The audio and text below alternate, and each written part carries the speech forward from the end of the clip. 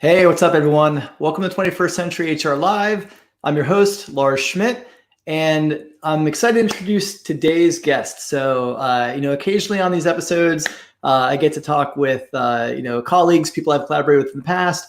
Occasionally, there'll just be people whose, work I admire, but haven't had a chance to spend a lot of time with them in person. And occasionally, I have people like this who are actually, good friends who you've got lots of miles with who also happen to be in the same space. And so I'm really excited to introduce my friend, Will Staney. Will is a seasoned recruiting and employer brand practitioner and now business leader. We're going to get into his company, Proactive Talent. He's the founder and CEO. He's been building that business over the last several years. We're going to dig into that, how obviously COVID is impacting his world, both as a entrepreneur and business leader, and then also somebody who is very much focused on the, from a service perspective, the recruiting and employer brand space, which is certainly being impacted by all things COVID. So let me go ahead and bring him on.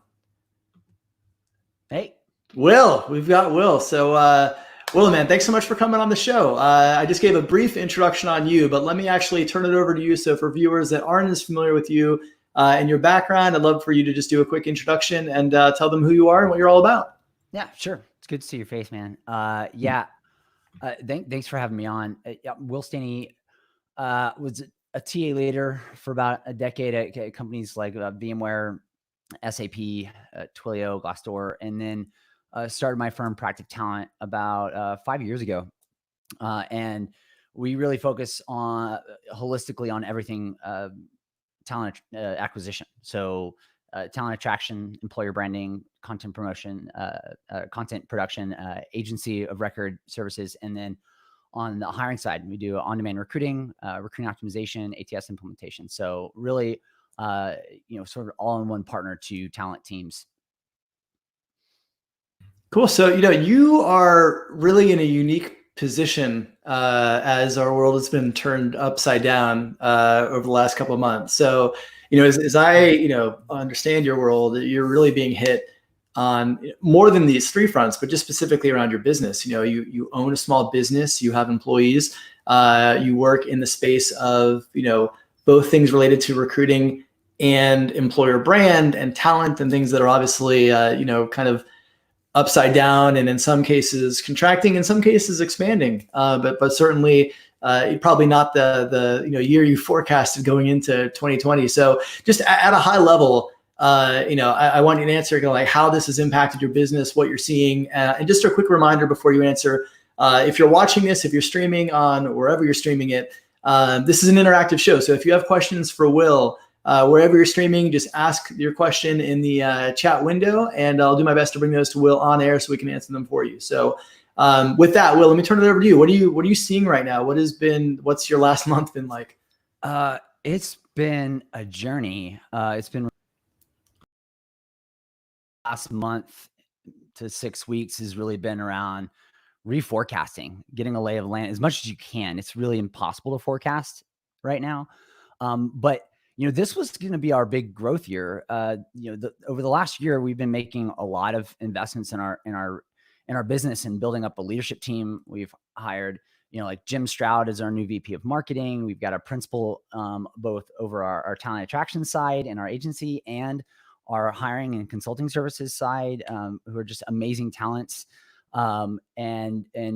This year was starting off rock solid. In January, we had our biggest new customer acquisition. We were working with startups to large businesses across multiple industries, and then COVID hits in March, and I think we're really lucky compared to most businesses in our space because of just how diversified our client base has been. It's also been an interesting seat to be in and see how COVID is affecting all these businesses differently. And that's the thing is this coronavirus pandemic has been affecting every business and every individual, but how it's affected them is so vastly different. And that's what's been really interesting to me. And so, we are on this big growth path. And then I'd say the part of our business that's been mostly effective is the stuff that's reactive, right? That's right now. That's the the clients that we're working with on an hourly hiring, like on our on-demand recruiting services, right? So hourly recruiting, immediately companies that were in full growth mode pause all hiring, because when there's uncertainty economically or health wise, that's what companies do. They pause and they try to see what's going on. And so, but we're still very strong on some of the employer brand that we're doing. We're working with clients that are in the front lines of the pandemic. So what's also been really interesting to see is that, we're kicking off employer brand engagements where we're helping, companies like Postmates build their global employer brand. And then, boom, in the middle of a pandemic, and you have to completely, switch up your strategy and the stance, and whatever strategy we had built in January is now obsolete, and we're having a whole new normal to prepare for. And so just being there with our clients and going on those journeys with them has been such a learning experience. Yeah, let's talk about employer brand for a minute, because it's such an interesting time, I think, for this space. And I had Susan Lamont on Tuesday, and we were riffing on it a little bit. And you have spent as much time as anybody in this world. So I even had some clients I was working with where, like you mentioned with Postmates, you're kind of working towards something, you're getting ready to roll something out. It's going to have a big Q1 debut, and then this hits and it's irrelevant, right? Like, it's tone deaf for the times that we're in. So when you're working with your clients now and advising them on developing a pandemic employer brand, essentially, right? Like, what should that look like? What recommendations do you have for clients or any kind of employer brand practitioners who are watching on, what they need to be doing, what they need to be thinking about, the kind of messaging that's going to resonate with the audience, and perhaps, as well, stuff to avoid, right? Like stuff to just shudder that may have been on your content calendar for 2020 that is not going to be seen the light of day for a while. Yeah, absolutely. And I love some of the stuff that Susan Lamont's putting out. It's been great. And I agree on several of the points. And, what you probably know is, in addition to Practice Talent in my consulting practice, I've started Talent Brand Alliance, which is a community for, employer brand leaders across the globe. We have over 1,000 members in that community who are all sharing what's going on right now. And the common thing that I'm seeing, and we're having a lot of member meetings about this too, that I'm seeing is that it's similar kind of what I said. As a business owner, you have to kind of focus on the now, and forecasting is and talking about the future or even the past is obsolete. It's really the same thing with your employer brand right now. It's all about action and what you're doing in this moment right now, and showing that experience right now, because sharing that video of your in-office environment isn't going to be real to the experience of working at your company right now. And one of the big things I'm seeing too is there's been a lot of companies that are damaging their employer brand right now, just through not being intentional or careful about how they handle this situation. The way that I've seen some companies laying off employees via recorded message in a Zoom or a text message. Just some inhumane practices are going to bite them when it comes to recovery. The way I kind of see it is people are going to remember what you did as a company during this time.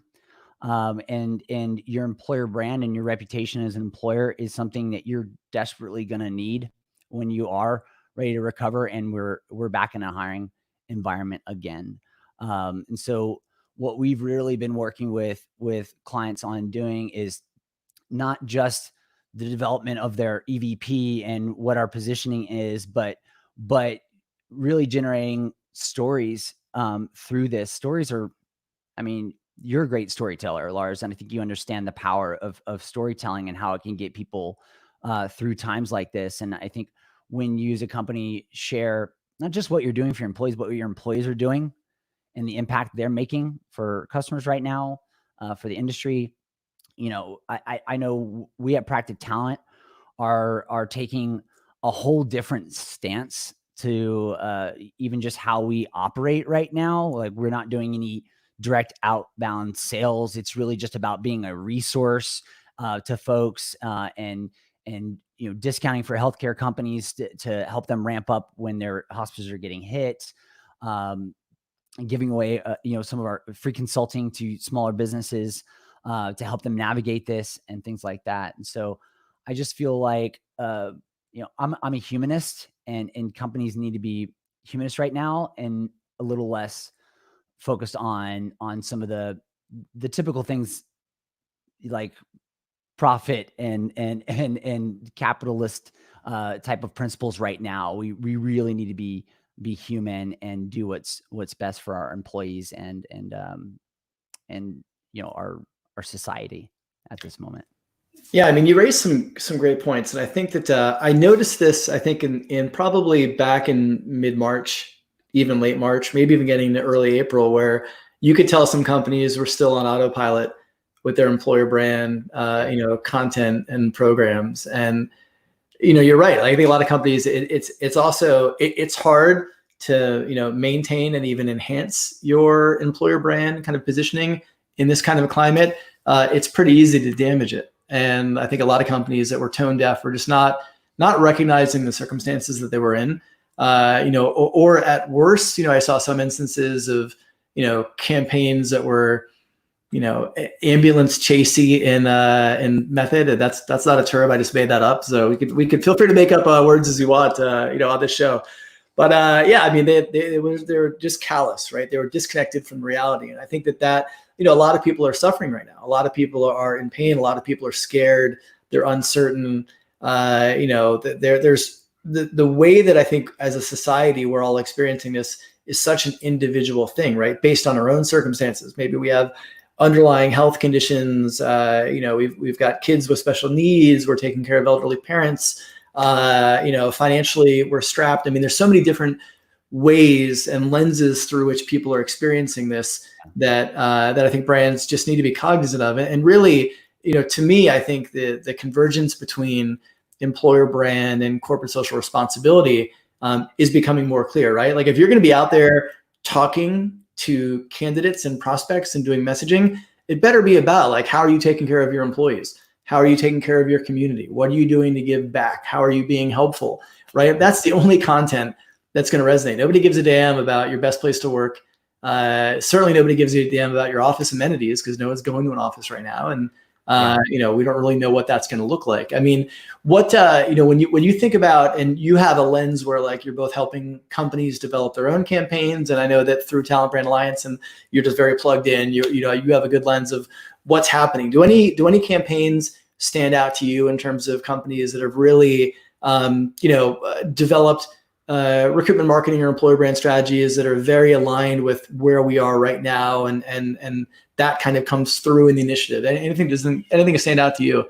Yeah, one recently that really stood out to me is what I think it was Domino's is doing with their franchisees, and it was the first where it was just like recorded Zoom meeting, raw thing of these local franchise owners talking about how they're operating and tying that corporate brand message to the very human and employee experience message of tying it's Domino's employees and franchisee owners themselves talking about how the work that they're doing right now on the front lines is helping keep food on people's tables and that impact. And, I know something that you've talked a lot about in the past too, around, employer brand and corporate brand coming together, right? Like right now, they've never been more connected because your consumer brand is going to be judged upon how you're treating employees right now, because employees and employment is at the height of what people are looking at right now when it comes to companies and business operations. So, campaigns like that are really hitting home for me because it's talking about how they're helping directly right now and tying the mission of their company to this mission that we're all on right now, which is to keep people fed, stop the bleeding in our economy, and beat this virus. Yeah. And then I'm curious too, like from your perspective, like you have this external lens, obviously looking out at the industry and seeing what companies are doing, but you're also a CEO and a founder, and you've got people on payroll. You've got a staff. Like, how are you as a leader? Like, how are you adapting? What your team and what your employees day to day is like. Obviously, people are working remote. That's a given. But beyond that, like, what have you done to like adapt and adjust as a leader to kind of understand their, work environment, work circumstances, and, I guess even individually, like how they're all experiencing this? Yeah, absolutely. Right at the beginning of this, we started to practice social distancing early in March before any lockdowns here, just to be safe. I mean, for the first 3 years or so of our existence, we didn't even have a physical office. We always were 100% remote, so that was an easy call to make. I think um, what we've been doing is just making sure to communicate, give resources on how to file for unemployment to our contractors, making employees. Assuring them that they've got a guaranteed role for at least the next 90 days or as long as it's financially possible. Just over communicating on what we're doing as a company when it comes to applying for PPP or SBA to get through this. Just radical empathy and transparency. I mean, I opened up the books to our whole employees and let them know that, and to give them some assurance right now so that they can get past the initial shock of the pandemic, the initial shock of, oh man, this insecurity. I wanted to eliminate that because I need everybody really focused on each day right now. And just, I feel really blessed for the team that we've built. It's amazing. Everybody's jumping in together and helping out the departments that need more help right now, like sales or marketing. Our leadership team have gone above and beyond to help me as a business owner, with reforecasting their areas of the business so that we have at least a goal to reach for right now. It's been really great. Not just how about me being supportive to my employees, but how my employees have helped support me as a business owner. And I think all CEOs need to realize that you're no better than the employees that you have at your company. And so we've always had sort of this idea of like, we call ourselves a tribe, and, we've got values like, do what's right, and show your work. Right. And I'm seeing across our organization, which spawns people throughout the US and Canada, examples of those values in action. And it just comes from a mutual trust. They know that I'm going to be transparent with them around how things are going, that I'm going to protect them. We say things like, when we're trying to go out, get new client acquisition and hire new employees, we always talk about, our full-time and contractors as this tribe. And we got to keep each other fed. I take, as a business owner, a personal responsibility. I look at my business and I say, I've got 33 families to feed, right? I take some of that on because I think that's important, and that really shows your and influences the posture and your leadership style. And I've grown as a leader in this last month. It's taught me more empathy. It's taught me to trust other people more. Yeah, I think that, as a CEO, I can't understand how it wouldn't, right? Like when you're in that situation, and like all of your employees have, have a family, have a story, have needs, have circumstances. Hopefully as a CEO, you were tuned into that before this, but you wouldn't be human if you weren't really more aware and empathetic, I think, to those situations, like during this, like for you. So let's get into like sheltering in place, right? Like you're home, you've got 2 kids, you've got a wife, you're balancing being being a dad, being a husband, being a CEO, being a teacher, being, all the various hats that I think, a lot of us are wearing right now. How do you manage that? Like, what does your life in quarantine look like? I've been really lucky. My wife is amazing. She's a stay-at-home mom, and I respect so much of what she brings to the table and how hard her job is right now. And I'm helping out best I can. But my initial reaction to being stretched is to dive in. And I'd say the first month was just in crisis mode, and it's so hard for me. I'm always looking, forward, like what's the next pivot, so I can help kind of our company navigate things. And I think with that, there's this initial grief that you go through as a business owner, and a little bit more of my story. I've been through this before. I got out of college and I was a mortgage loan officer right before that recession hit, and then rode that and felt that, got laid off multiple times, rebuilt my life, within talent acquisition, and then started this business 5 years ago and built that up. And it seems like here we go again. And so I feel a little battle tested going into this. And I'm naturally a little bit more risk averse, but man, it's been hard. Literally 2 seconds before this went live, my kid was hopping in here. I was like, no, like about to go live. It's been great in the fact that I'm getting more time with my kids, but it's challenging because, we're navigating this crisis and you're working a long day and you're in Zoom meetings all day and you're using your brain and your energy and your emotional, capacity. And then you get off and you got a whole other thing, right? The kids are off their schedules. We're helping them do their schoolwork. Getting them down for bed has been impossible. It's been very difficult finding this new thing, but we started adding a lot of structure in a schedule. My wife's been great about that. And that's really helped us try to finally find sort of a new normal.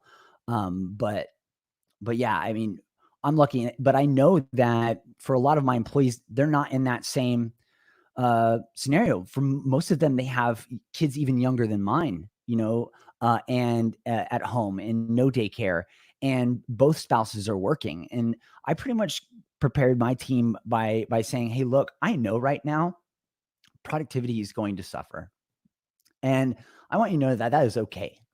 And if you, for most of our folks who both parents are working, we've allowed them to do sort of shifts with their spouse, where maybe the first half of the day they're on kid duty, and the next half of the day their spouse is. And so more like block scheduling of their work. I've also encouraged people to like, hey, if you're feeling burnt out or you just need a day, like take it right now. Like that their health, their sanity, their mental health is more important at this moment. All right. And that we're going to lean on each other. And so when one person is having a day, they're just in that coronavirus hell zone, and someone's going to jump in and have their back, and then vice versa. So we're already just this tribe of, one for all for one, that helps each other in that way. And so that's helped me get through it. Just having that support system in our tribe to have our back, so that we all have a little more flexibility right now. Yeah. Well, I think that's important. And I think there was an article, it wasn't new and it was written before this. And if you Google it, you'll find it. I'll have to find a link for it, but it's basically about somebody's talking about how they started their team meetings every day by asking their team if they were green, yellow, or red, before they got into anything, just to kind of see like what their that's what we do was. Yeah. And just like we do the same thing in our leadership meeting. Yeah. I think it's really smart, because you're right. Like if you're, if you're red, you're not going to be that additive in that meeting. And it's certainly not going to help you if you're being hounded for answers because people don't know your emotional state and where you are. So I think that's a healthy practice, where there's some version of that just to get a read on where your team is as you're getting started. I do want to bring in one viewer question from Monica Miller. She's questioned about, like, as your advisor hat, kind of starts to kick in this, in particular, when you think about helping, clients begin to think about what's next. And that's such a hard thing to define, because nobody has a clue like exactly what this will look like. But, if you, you are in a position where you do have to be making some recommendations and some, suggestions around how people might want to adapt their strategy based on, what's next or what we think may be coming next. What's your take on that? Like, what do you, and I'll qualify this before putting you on a spot. Like, nobody knows what the hell is going to, so we're all making best guesses. But like, as you're making your most informed best guess, how do you see this unfolding over the next, really the next couple quarters? Yeah, I think recovery is going to be slower than we'd like to think. I think a lot of the things that are being pushed up by our government are some some Band-Aids. Let's be honest, giving small businesses 2.5 months of payroll leave through PPP almost assumes that this is sort of like a pause, right? But when, you saw this with restaurants, they get hit immediately, right?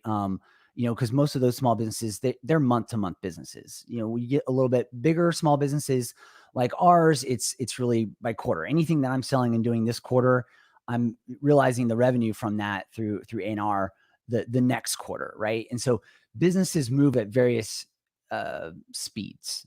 But when you have disruption like this, where the economy is literally at a halt for a few months for the lockdowns and social distancing, that is something that takes years to recover from. And so, but that's not all the case for every industry. So the thing that we've really been focused on is making sure that, that companies are retooling and preparing, that we are going to be in a recovery. This will not last forever. We've got tons of historical evidence to show of how pandemics have changed work in the past and how we got out of them and how our economy recovered.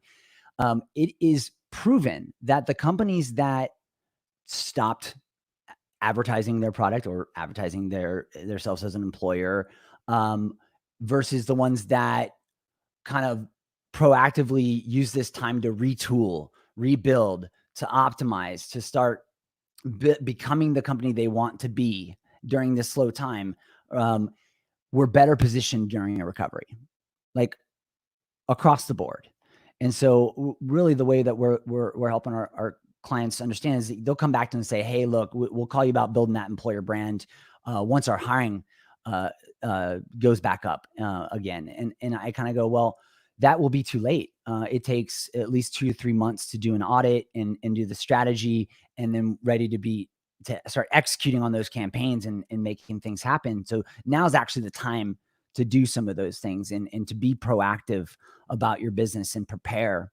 And I think we should be optimistic. There's something that's powerful about humanity, and it's that being optimistic and putting things in motion and just in doing makes things happen, right? I think we can't at this point just sit down and be like, well, we're just going to have to wait until things get better. No, we need to be active in our businesses, active in our communities to make recovery happen and be proactive so that you're ready when that time comes.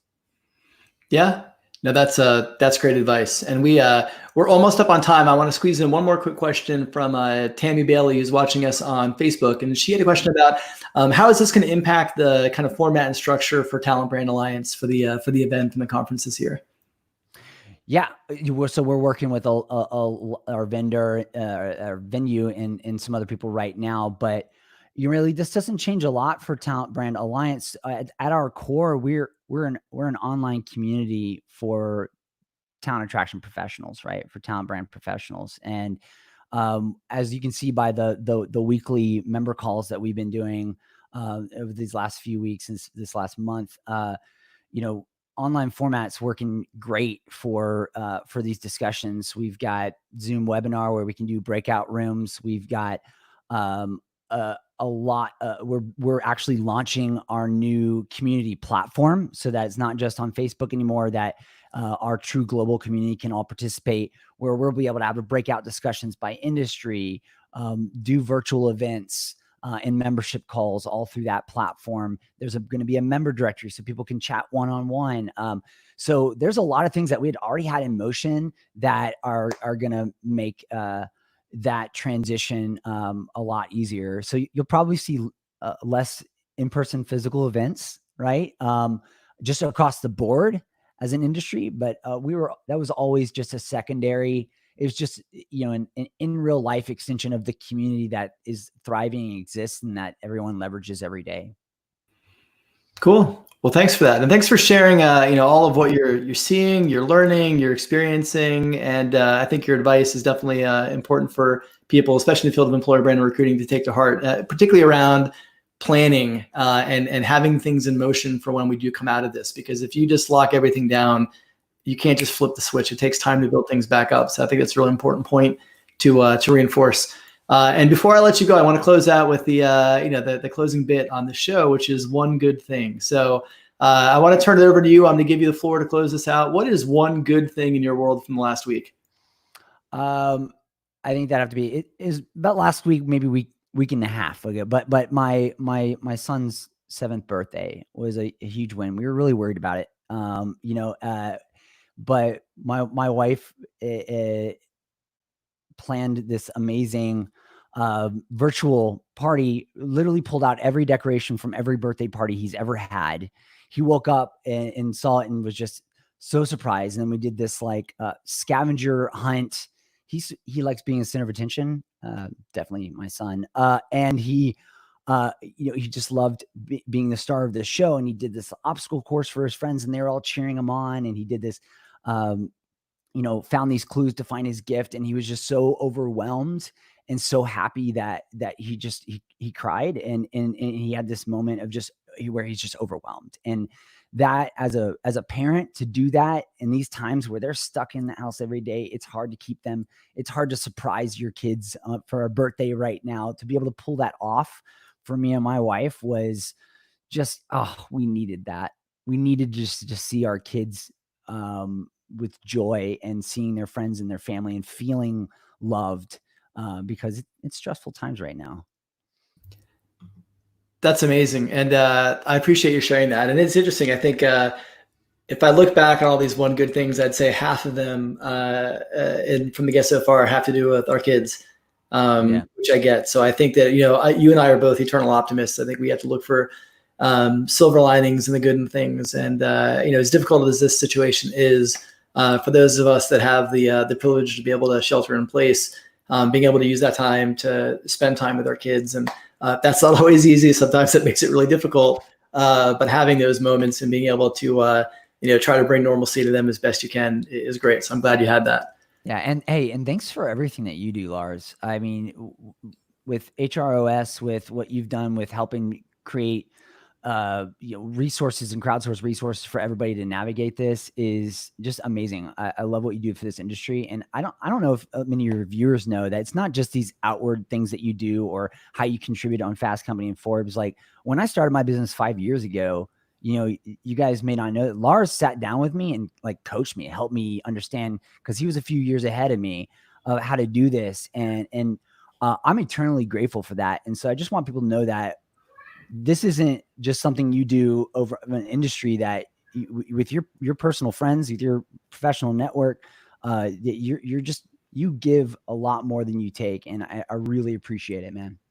Yeah, well, no, that's kind of you to say, and you're wired the same way. So I could say that right back to you. So definitely appreciate it, and I think that it's been great to see how so many people in the industry have really stepped up and have really kind of prioritized the good of the industry and their peers and their colleagues and the space, sometimes even ahead of their own good. And so I think, we're going to get through this. And I think it's steps like that and decisions like that that'll help us get there. So, well, thanks so much, man. I appreciate you coming on. Appreciate you sharing your journey. For folks that want to learn more about Will, go to proactivetalent.com. You're going to find tons of stuff there. Will is not a difficult guy to learn about online. So spend some time there. You'll find a lot. I definitely recommend checking out Talent Brand Alliance as well if you're in an employer brand field. That is the space you want to be in, and you're going to learn a lot and spend a lot of time learning from your peers in the space. So that's a wrap for today's episode. We're going to be back tomorrow, same time, noon Eastern. Tomorrow's guest is Kelly Keegan. She is the VP of People for Built-In. And we're going to talk a lot about that role and what she's seeing, overseeing HR and people during these times. So thanks so much for tuning in, and we'll see you tomorrow. Take care, everyone. Stay safe. Bye. Thanks.